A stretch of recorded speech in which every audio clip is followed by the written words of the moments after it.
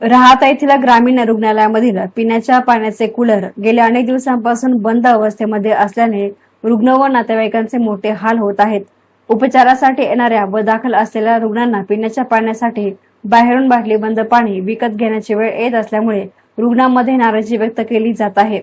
राहाता हे तालुक्याचे ठिकाण असून येथील ग्रामीण रुग्णालयामध्ये तालुक्यासह परिसरातील अनेक गोरगरीब रुग्ण उपचारासाठी येत असतात। शस्त्रक्रिया आणि प्रसूतीसाठी अनेक महिला येथे दाखल होत असतात। मात्र अशा रुग्णांसाठी पिण्याच्या स्वच्छ पाण्याची मूलभूत सुविधाच उपलब्ध नसल्यामुळे मोठी गैरसोय होत आहे। रुग्णांना मोफत उपचार मिळत असते तरी पिण्याचे पाणी विकत घ्यावे लागत असल्यामुळे ग्रामीण रुग्णालयामधील पिण्याच्या पाण्याचा प्रश्न लवकरात लवकर सोडवून रुग्णांना आवश्यक सुविधा उपलब्ध करून द्यावी अशी मागणी करण्यात आली आहे। येथे नवीन ग्रामीण रुग्णालय इमारतीचे बांधकाम सुरू असून त्यासाठी निधी उपलब्ध झाला। मध्यंतरी माजी खासदार डॉक्टर सुजय विखे पाटील यांनी या ठिकाणी भेट देऊन कामाचा आढावा घेतला।